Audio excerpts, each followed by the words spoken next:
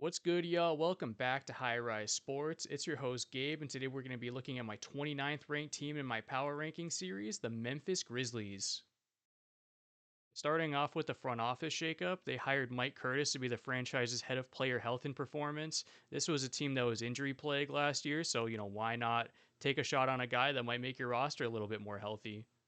Moving on to the roster shakeup, though, there's a lot going on here. There's a lot of moving pieces here, but the biggest one being John Morant. They traded him for Jeremy Grant. That is an unbelievable trade. I know his value is really low right now, but they couldn't have gotten anything better than Jeremy Grant, especially that kind of a contract. But we'll get into that a little bit later. I am shocked by that. Next up, though, they traded Santi Aldama to the Mavericks. He's a really nice player, but they also got a pretty good return for him. They bought out KCP's contract. He was just absolutely nothing for this team. He just kind of looks washed up at this point. The last person to leave here is Rayan Rupert. He played like 16 games for this team. He was playing about 30 minutes a game or so, though, but he's just, you know, a very minor loss, and he goes on to the Sixers with KCP, actually. Both of them went to the Sixers. Moving on, though, to the additions here, man, there is a lot going on here. The first thing here, Jeremy Grant, as I already brought up with the John Morant trade, they got Jeremy Grant for him and Chris Murray as well. He's more of a minor addition, though. I'm trying to keep those guys all kind of clustered at the bottom. I really don't think he's going to fit in for this team, but for the caliber of player he is, I have him as a moderate addition. But I just don't think in this system he's going to do too good. Isaiah Stewart, he got injured in a game versus the Magic, I believe. He had a really nasty fall, but really after that injury wasn't the same.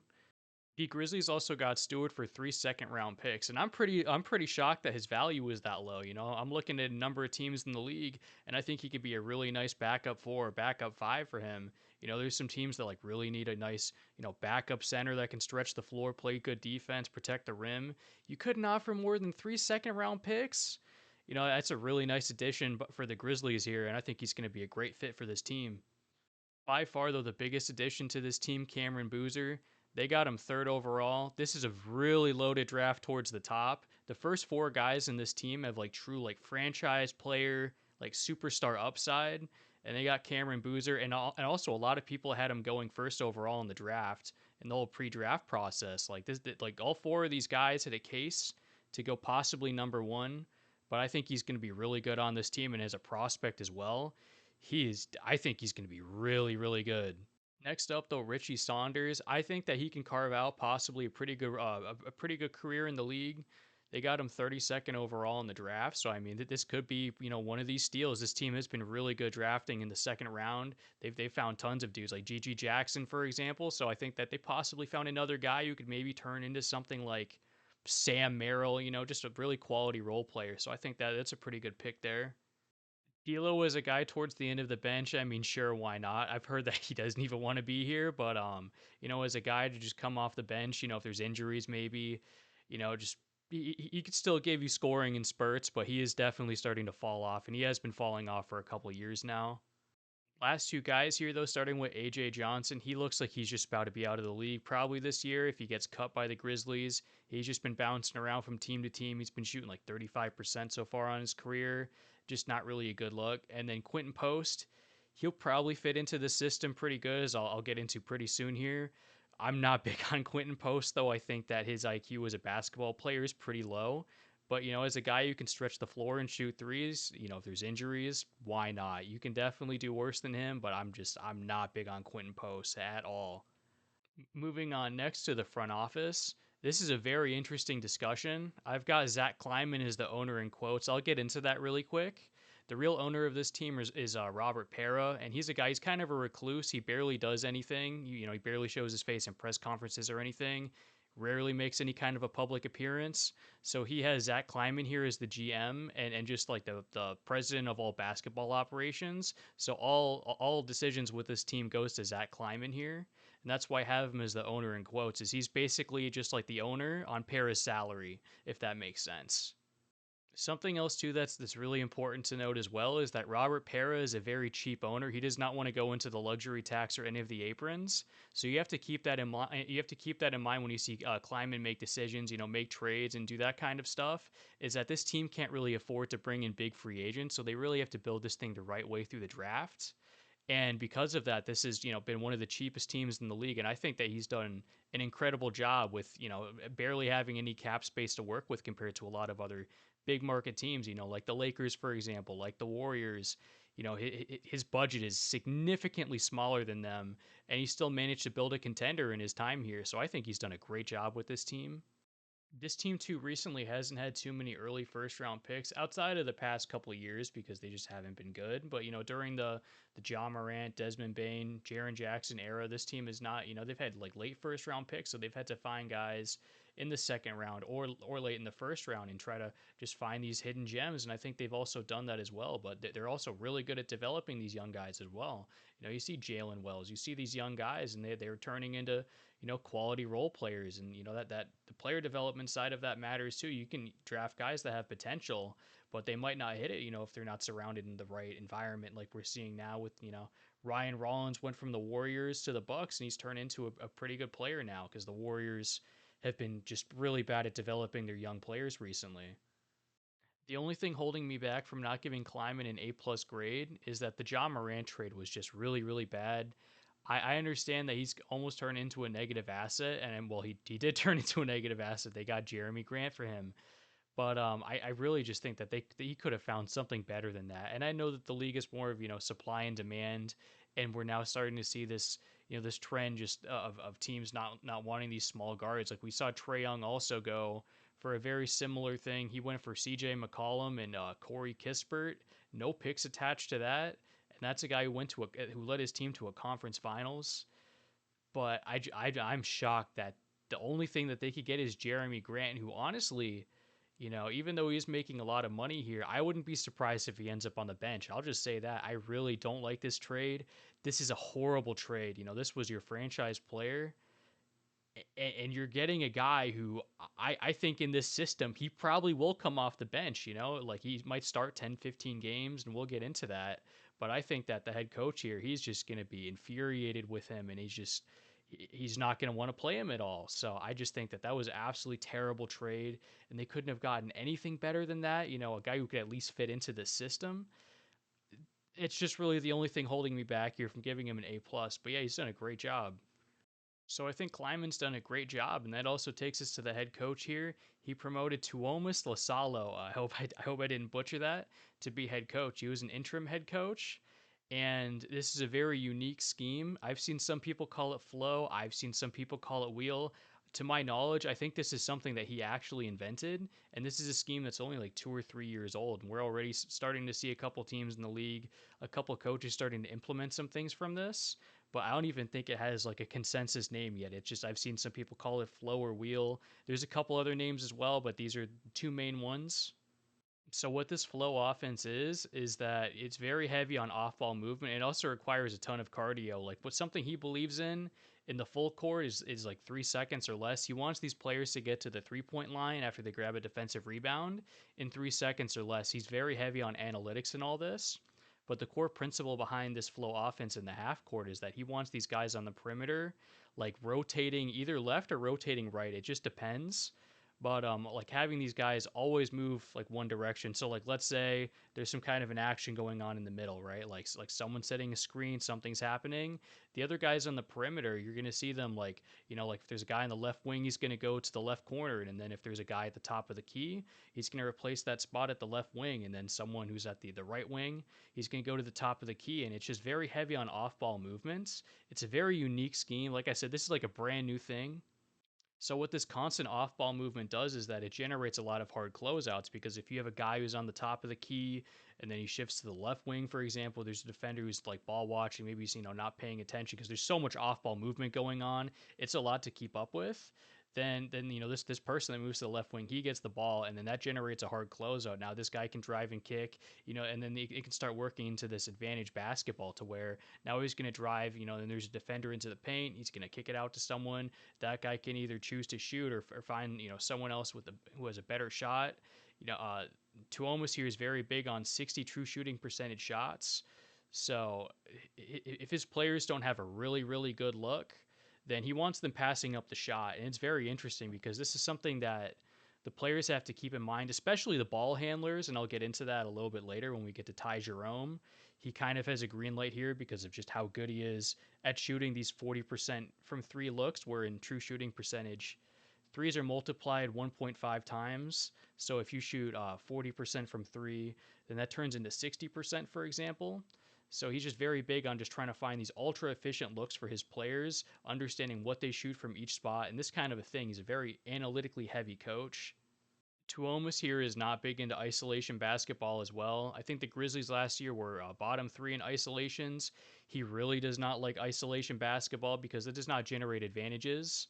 Where he wants to generate hard closeouts with off ball movement, screens as well, try to put a defender into a space where they can't guard two players at the same time with just constant off ball movement, screens with Edie, for example, and then also like the rookie they drafted as well. He's gonna be really good in this. I think that he's gonna be a really good scheme fit for this team. So outside of AJ DeBansta, who on most draft boards is probably like number one, I think that if they had the number two pick, they still would have gotten Cam Boozer. But it's a very unique offensive scheme. I still try to wrap my head around it. I'm not going to act like I fully understand this, but I know something else that he really likes doing as well is running a lot of Iverson cuts and just have these guys just run around like crazy. But another really interesting thing that he does too is that he has very short rotations. So like in the first quarter, for example, you'll see starters pulled when there's still like 7-8 minutes left in the first quarter because he wants these guys fresh. He wants these guys out there, in the full court running to the 3-point line, constantly being fresh for these catch and shoot looks on the perimeter so they're not tired, and the fatigue kind of affects their shot, and just this constant off-ball movement and just constantly confusing defenders. It is a very complex scheme. There's already like multiple video essays on this, and in the coming years, I'll probably understand this a little bit better, but it's still very fresh to me and the rest of the league. So I'm just gonna try to watch more Grizzly basketball. But I think that I think that Tuomas here is gonna be an ascending coach. And if I put the up arrow on him, like maybe if I do this next year with these graphics for the head coaches, I'll put like up arrows or down arrows or whatever.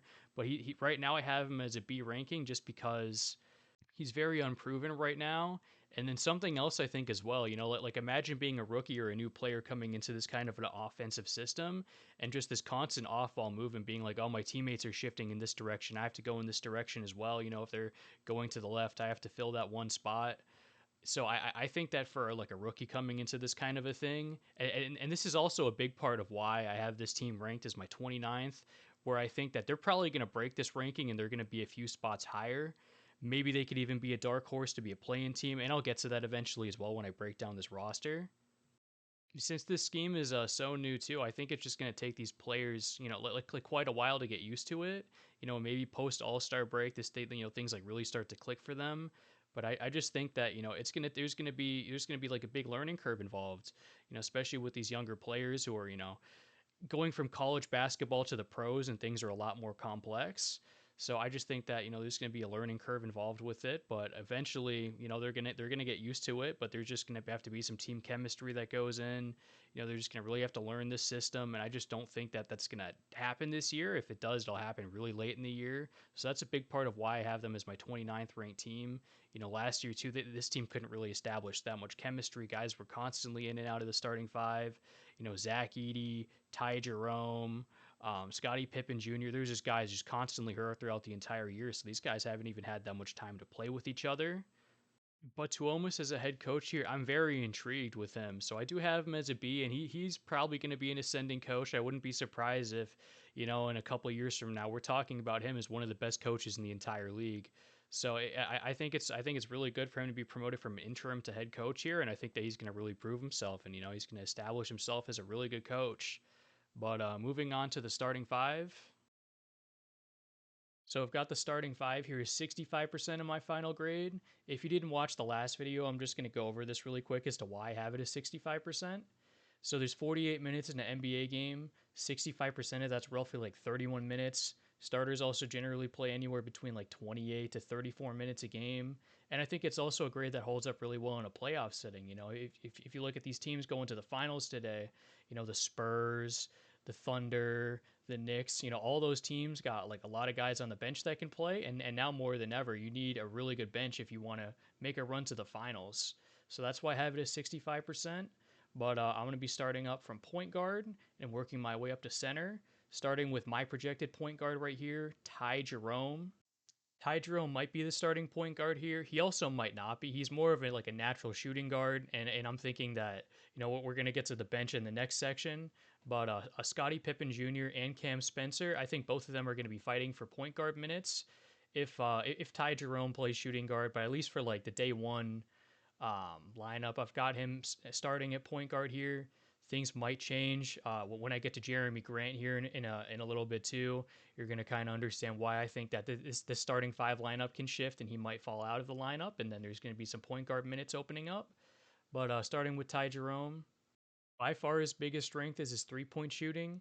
He is a borderline elite three-point shooter, in my opinion. He can pull up from extremely high speeds and nail shots. And this is something that makes him incredibly tough to guard, because if he's a guy that gets a grenade, you know what I mean? There's just only like 6 seconds left on the shot clock, and he has to get a shot up. He can pull up from really high speeds off the dribble and just nail a shot, or pull up off a screen really fast and nail a shot. He's extremely tough to guard for this reason. He can also create his own three-point shot. He's got like a really good hezzy pull. He's got a step back three, and he also just shoots at a very high clip. Like, he is a lethal three-point shooter. He's definitely among like the top 10 or so three-point shooters in the entire league. He is that good, in my opinion. The head coach here is really big on true shooting percentage, as I mentioned in the front office section. Ty Jerome shot 42% from three last year. 42% from three converted to a true shooting percentage is a 64%. So he's basically given the green light here to shoot whatever he wants. And also from shots where he took 3 of 6 dribbles, he shot 53% from three last year. So he is basically allowed to just pull up whatever he wants. So I think that this year he could really go crazy if he stays healthy. That's a huge if on him. He only played, I think, 16 games last year, and he's just been injured for most of his career outside of that 1 year on the Cavs. But, I wouldn't be surprised if he, shoots about 10 threes a game if he's playing full starter minutes, he's fully healthy. And, he's averaging close to like 25 points. I'm being serious. Like last year before he got injured, he was looking like an all-star player. He was just absolutely lighting it up. In like 22 minutes, he was averaging like something like 18 points.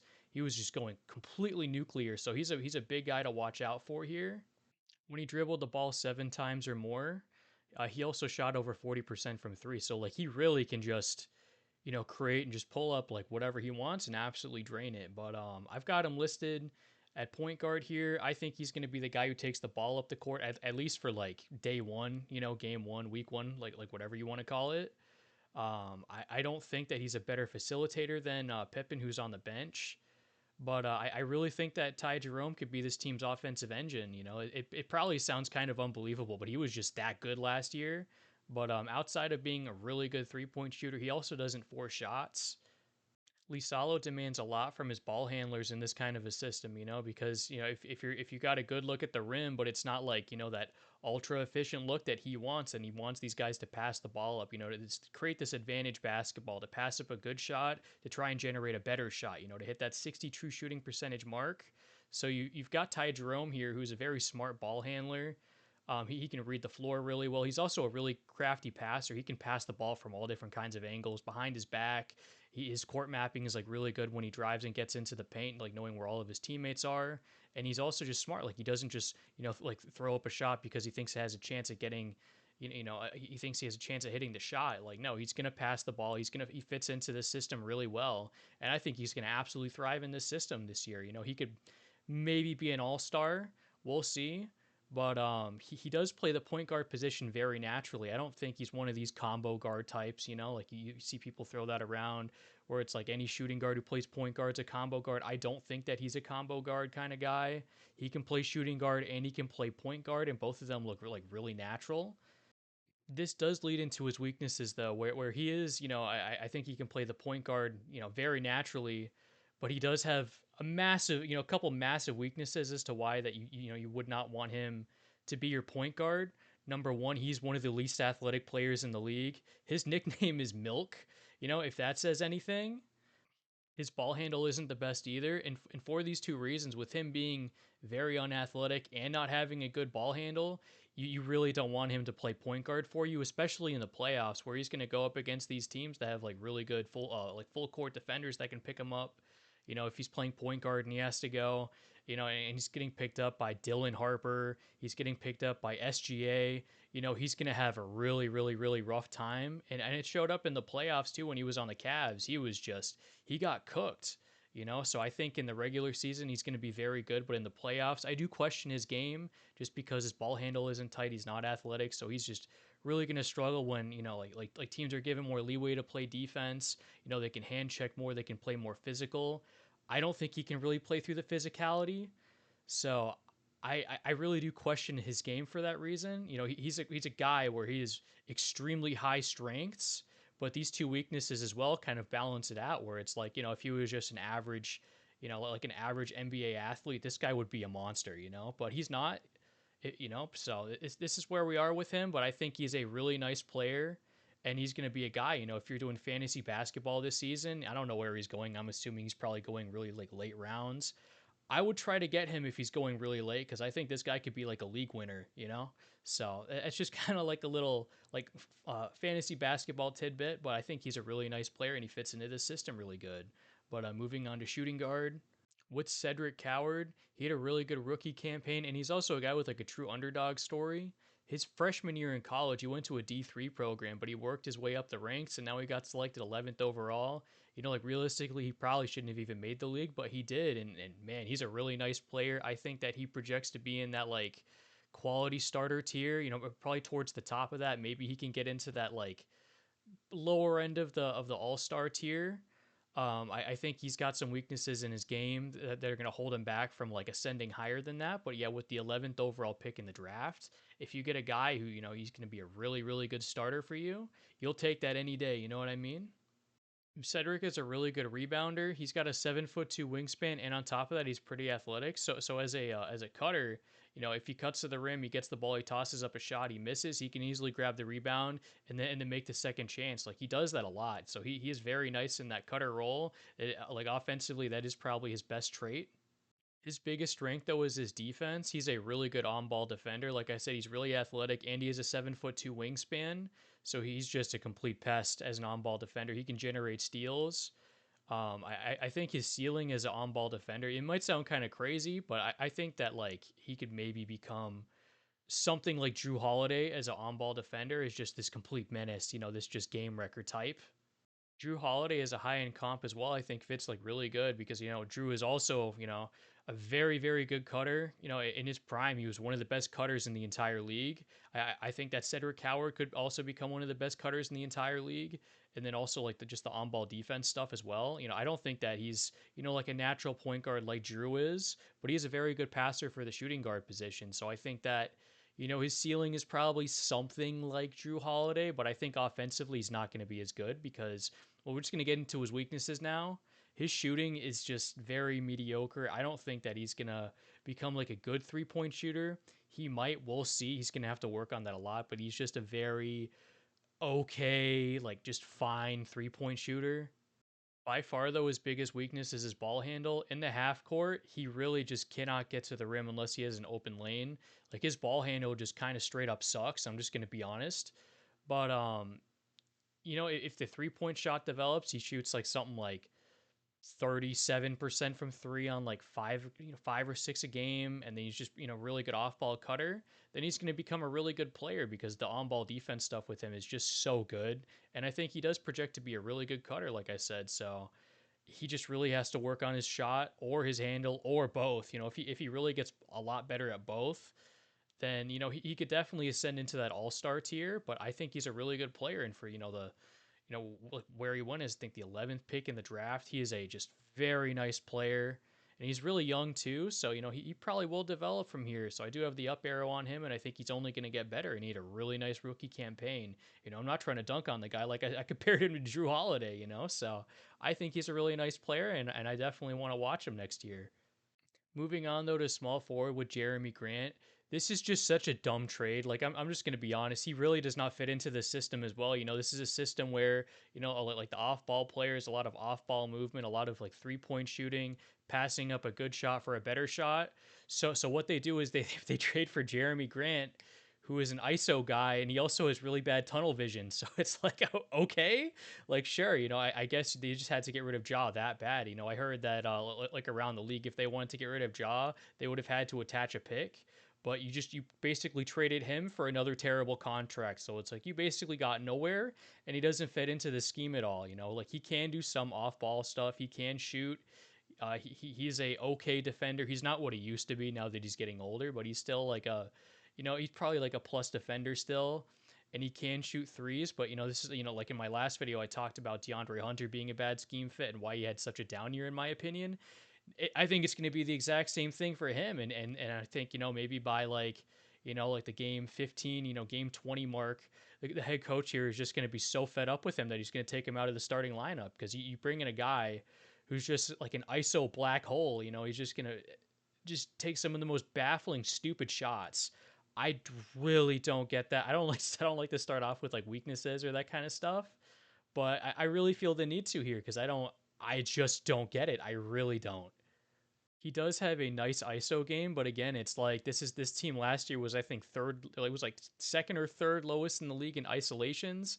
Like this team is not a team that wants to be running isolations, but sure as an isolation scorer, he is good at that. He is good at getting to the rim. He's not much of like a mid-range shooter at all, but he is good at getting to the rim. He's got this kind of like post spin move that he goes to fake out a defender.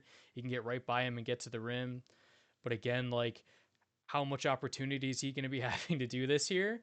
Not much. So I just don't I don't get it. I've got his overall as high as it is, but I don't think he's going to be starting here for too long, and I just don't like really feel the need to talk too much about like the strengths with him because I just really don't think he's going to be starting for too long, and he might even end up as like the third string. We'll see. His contract might get bought out. I think that's a real thing that could happen. Where you're just like, let's get him off the team. Let's get him out of here as fast as possible to create a roster spot. I really think that could happen. This is just such a baffling move. I don't get it. That's about all I have to say with him. But now next up with power forward with Cameron Boozer, I really like him. He's gonna fit really good here. Watching Boozer's tape, I was honestly kind of blown away. I think in most drafts he would have gone like number one overall, like in most drafts for sure. I really think that he's gonna, in a couple years he's gonna be in that franchise player tier, and he might even end up in that superstar tier. I think that highly of him. He's 6'9", 250, and he moves really well, and he's also like all muscle. Like this guy is just like a pure, just like downhill scorer. If he gets an open lane to the basket, he lowers the shoulder. He's sending someone flying. Like he is extrememely strong. From a pure physical standpoint, too, he comps extremely close to Julius Randle. I was actually doing some research into this. He was listed at 6'9", 253. Randle is 6'8", 250. Randle has a 7-foot wingspan. Boozer has a 7-foot 1-inch wingspan. Randle at the combine had a 35.5-inch vert. Boozer has a 35-inch vert. But like he is just he's extremely strong, and honestly too, it might just be because he was against college competition. Like I could probably go back and look at like Randall's tape in college, but I think he's stronger than Randall as well. Like this dude is just like a physical specimen. He's going to probably be one of the best rebounders in the game as well. He's got elite positioning in the paint, and on top of that too, he's extremely hard to move. In the last video I touched on for a center, a good offensive rebound percentage to have is 10%. Boozer was at 12.5% in college, and his rookie year, this is probably going to drop a little bit as well, but it's still probably going to be pretty high. But something else you got to consider as well is he's a 19-year-old rookie, and he's not going to hit his physical prime for a few years. And he's like, he's built like a truck. So like when he hits his prime, maybe his offensive rebound percentage is going to go up to like 13 to 15% in the pros, and he's going to average something like 8 to 10 rebounds a game as a power forward. So I do think that he does like project to be one of the best rebounders in the game, at least like for the power forward position. Like maybe not among centers or whatever, but he's really good at establishing positioning in the paint, and you really can't move him at all. When he goes in the post too, like when he bumps someone, he sends them flying back like 3 feet. He is just so strong, and like the post is also a big part of his game. But he's not just this pure brute either. Like he's got like a good amount of like finesse as well, where he has this post spin move he goes to. He can go by like the baseline, get to the rim. he does have some finesse. I would say that he is more of like a straight line athlete, and this is something that's kind of like I'm going to touch like a little bit on his weaknesses right now. While he is like a very fluid mover, I think he is kind of stiff.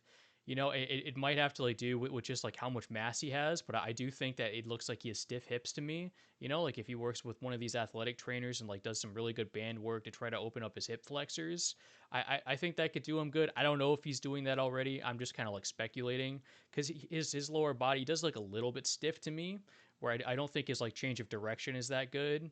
And this also kind of like goes to his perimeter defense as well. But I'm going to touch on that a little bit later. I want to stay here on the strengths. He's very patient when he gets under the rim as well. He'll like use pump fakes to throw off defenders to like get a good look. And also something else he's really good at too, like in the paint as well, is sealing out defenders so he can receive a high entry pass and get an easy look at the rim.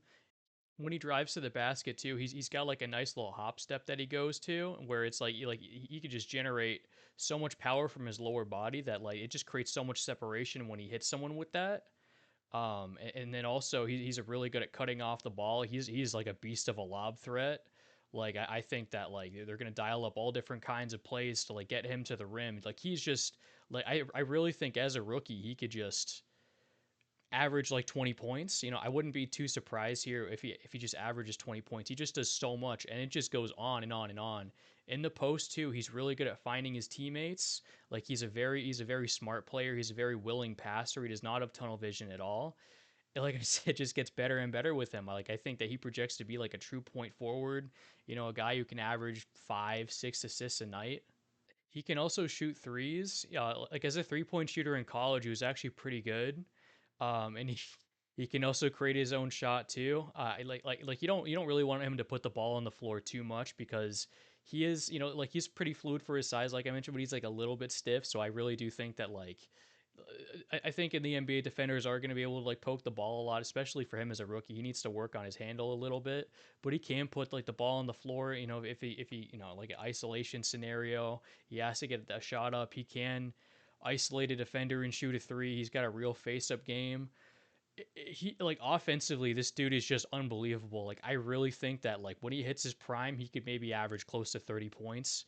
He is just a very special player, and this is a very special draft class. Like I really do think in most drafts he would have gone first overall, but this draft class could end up being like a historic draft. There's four guys at the top. He's one of them, but there's four guys at the top here who are just unbelievable prospects. And on like a normal draft, any one of these guys could have gone number one overall, and he is one of them. And I think that I'm not sure if he's better than Darren Peterson. He might be. I think that he really might be the second best player in this draft. We'll see.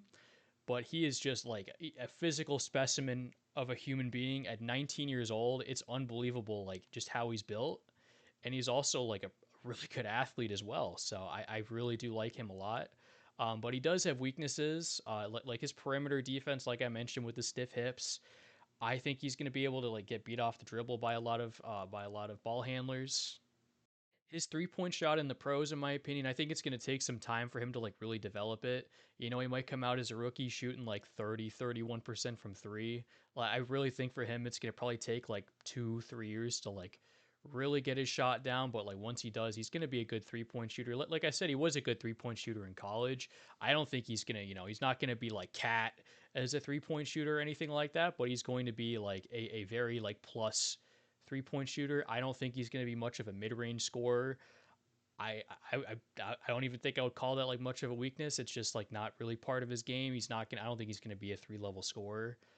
But I don't think he's like a shot blocker either. Like he's not bad. Like inside the arc as a defender at all. He's actually like pretty decent. But yeah, like defensively with him, you're hoping that like maybe just like losing a little bit of weight, he might move a little bit better on the perimeter. But offensively, the sky's the limit for this guy. Like he could really just turn into one of these just like dynamic power forwards. Like I really think he could average close to 30 points in a few years. I really would not be surprised at all if we're talking about him as one of the 10 best players in the entire league. I think he's just that good of a prospect, and I'm going to be really excited to watch him this year for sure. But that's about all I got to say with him. Let me know what you guys think. If you guys watched him at all, if you guys have any takes about that. But moving on to center with Zach Edey, this is another guy to get excited about as well. He's like a true paint anchor type. He's really good at protecting the rim. He sets like brick wall screens as well. So like in like the pick and roll game, he sets extremely hard screens. Like this is something that kind of goes a little bit underrated with him. He's just going to be really good, and like his team's going to like run like whatever kind of actions they do. If they run those Iverson cuts, he's going to be in like the middle there setting the screen. It's going to be extremely hard for a defender to get over. Then the ball handler can shoot, they can drive. He's just going to be like a big part in this offense of just kind of like the flow of how it works, if that makes sense. He's got some like good touch around the rim as well. I'm just trying to keep this one a little short. This video is definitely starting to get a little bit long, but like his ceiling, I still think he's getting better. I don't think his ceiling is going to be like super crazy high, like he's going to enter in that franchise player tier. But I do think he's going to enter into that all star tier. And I think like a good player comp for him as well is probably like Zubac. I think him and Zubac have like a lot of similarities. I think that Edie though could be a better defender than Zubac, and just like as a pure glass cleaner as well. I think that he could be better than Zubac. Like I could see Edie. I think he's 7'3", like he's huge, but he does move like really good for his size. He could maybe be like a top three rebounder in the league. I just think like as a scorer though, I think Zubac is better than him. But like I think they're pretty similar players. But like the weaknesses for him, he does move pretty good, but on the perimeter, he's not the best. He's not like a floor spacer necessarily. I do think he's gonna get better from here though. I've got him pretty high right now. Like already. So I do think really highly of him. And then I'm not too sure like how much his team is gonna run the 2-man game with him since they got Cameron Boozer, who he's gonna kind of be that like rim running guy, but he can also pop. But he's just going to be like really key here in like all of the actions they run because of just how hard his screens are that he sets. So he's kind of like a key to this team in terms of that, and then also just like as a a rim protector, as a glass cleaner, he's going to do all that. He can run he can run out and transition pretty hard. I like him. I don't have too much to say about him. I just kind of like want to move on to the bench now. Starting off here with Scottie Pippen Jr., I did mention that the point guard minutes might open up. I already talked about Jeremy Grant and just how, I don't think that fit's going to be good, but I do very much think it's going to be a position battle here. I've got Scottie Pippen Jr. and Cam Spencer with like the same grade. They both have completely different skill sets. I do think that Scottie Pippen is more of like a natural facilitator here. So he might just get it because of that, but also Cam Spencer just brings other things to the table. Scottie Pippen Jr. is just like a very nice backup point guard to have. He's a really good defender. He can be like your main point of attack guy. Um, Something that you want in like a point of attack defender though is screen navigation. He's very good at navigating screens. His ball handle is pretty good. He can set the pace. He can read the floor. He can set guys up. He's also a pretty good driving kick guy. He's not the best 3-point shooter. He's an okay 3-point shooter, but like as a pure downhill guy, he's really good at driving and kicking. He can finish at the rim. He's got pretty good touch. As an off-ball cutter, this is probably like his best thing offensively. He's like a pretty good off-ball cutter. I like that. He's just got like a really like well-rounded game. He doesn't like particularly excel at anything. I would say just like as a cutter, he's pretty good. He's pretty good at getting to the rim, and then obviously like the facilitation stuff with him. He's a decent athlete. He's not a great athlete. He's an okay shooter. He's not a great shooter. He's just kind of like average to good at a lot of things, and that's not a bad thing. I've got him here like listed as a starting caliber player. I do think he's a starting caliber player. He's definitely on like the low end of that, but as a backup point guard, just like on your bench to have starting caliber guys, that's a really good thing. So he might get these point guard minutes, but it's going to be a fight with Cam Spencer, who I'm going to talk about here right now. Cam Spencer is more of like a score first kind of guy. Like in my opinion, he's more of a shooting guard. He's like one of these kind of combo guard types. He's very good at getting to his spots on the 3-point line. So I think as a rookie, he's going into his third season now, but as a rookie, he was like 24, 25. So coming into the league with a very polished game. He definitely has a very polished game. He's a very good shooter. He's got like pretty good court vision as well. His shooting does open up his passing for his team. His shooting does open up the passing for his teammates because he does have like a good amount of off ball gravity. He does have like good range as well. So like defenders really have to respect him. He's not the most athletic guy, but he can break down a defense by playing with pace, and he's like very deceptive with his eyes as well. Where he'll like look at the basket and then drive, do that kind of stuff. So he's definitely found like ways around his kind of physical limitations. I don't think he's nearly as good of a defender as Pippen is. Like I said, they're just kind of like two completely different types. Where it's like if you want to have a starter that's like a really good shooter, he's just kind of like a better just scorer in general. You've got Cam Spencer here, but if you want a guy with like a more like well-rounded game who's like more of a natural facilitator, then you've got Scottie Pippen Jr. Um, I like Cam Spencer. He's probably about at his ceiling right now. I just I I don't know who's going to be the starter here. And like eventually, I really do think that Jeremy Grant is just not going to be the starter for long. He might get these point guard minutes. He also might not. I don't know. But he is a really nice player. He's really good depth to have. As an undrafted pickup a couple years ago. I like him. Jalen Willis here. I'm going to spend some more time on. He's a very intriguing player to me. I do think that he actually has a pretty high ceiling. But he's a very good off ball defender. This is like by far I would say his biggest strength. He's a really good mid range shooter too in my opinion. But his off ball defense, it's kind of like an X factor where I would think in like a playoff setting, if you're matched up against a certain team, maybe like the Warriors where they just like try to like funnel their guard, try to like get him the ball, like run all these high split actions and do all this kind of stuff. He's very good at navigating screens and keeping up with players off the ball. So I think in like certain like playoff matches, he can really be an X factor and be like a huge like contributor in that series of just like single-handedly kind of like changing the course of a series. I do think that he is that kind of like level of off-ball player. But again, it's like very like matchup dependent where they want to like funnel the offense through a guard through like lots of like off-ball actions and that kind of a stuff versus like like Donovan Mitchell, like the Cavs, where it's more of a like isolation heavy game. He's not as good of an on-ball defender as an off-ball defender, but also as a mid-range scorer, I think he's going to be like a really really good mid-range scorer. He already is a good mid-range scorer. He really likes getting to that left wing area. That's something that he's very comfortable with. He's got a really nice one dribble pull up. As a 3-point shooter, he's got to put in some work, but he's more than just like getting to that left wing. He seems comfortable at a lot of spots in the mid range, like the right kind of corner area as well. He's got a good pump fake to get a defender to jump. He can lower his shoulder. He's not the strongest guy, but he can lower his shoulder into someone, get like a little bit of separation, then pull up. He's not good at getting to like the rim though, finishing at the rim. So he does rely on like mid range scoring a lot. But he is like a really good like long range mid range scorer, and it's kind of like an X factor to have now also in a playoff setting where in the playoffs points are a lot harder to come from. Like I would say a lot of the best players in the league right now have a really good mid range game. You look at SGA, that's his like that's his like bread and butter is getting to that mid range. Luka Doncic is a really good mid range scorer.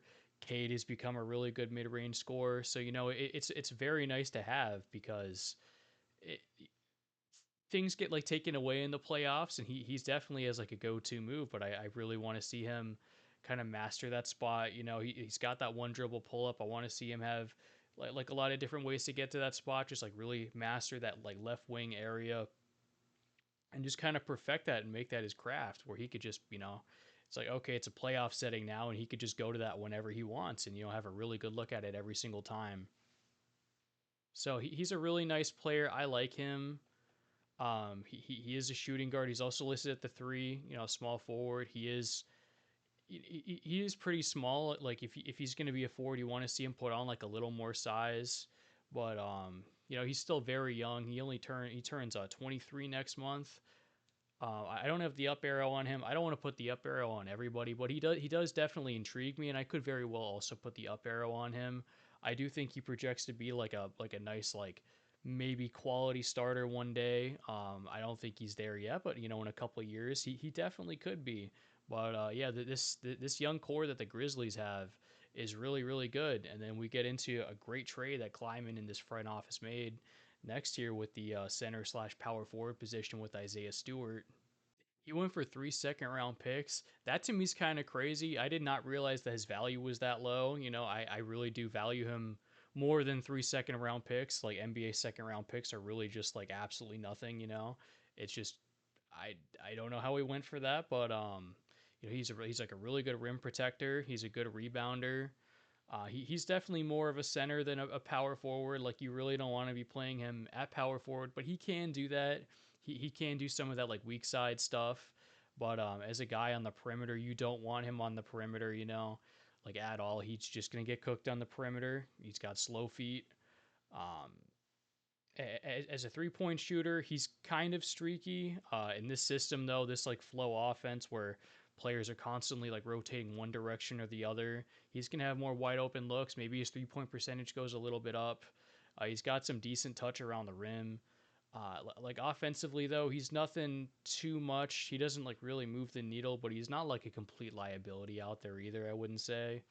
But yeah, he's a good rebounder. He's a good rim protector. He's just like a very like solid kind of like like he was like a starter on the Pistons, but this was like before the Pistons were more of a serious team where he was starting. So he's not someone you want to be starting, but being in that like rotational player tier, that's not a bad thing. The Grizzlies here have like a really good bench. They've got like multiple starting caliber guys.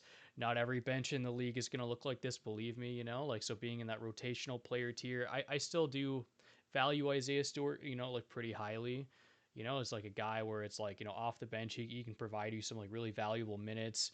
He does what he does good, like with the rim protection, with being like a pretty good rebounder.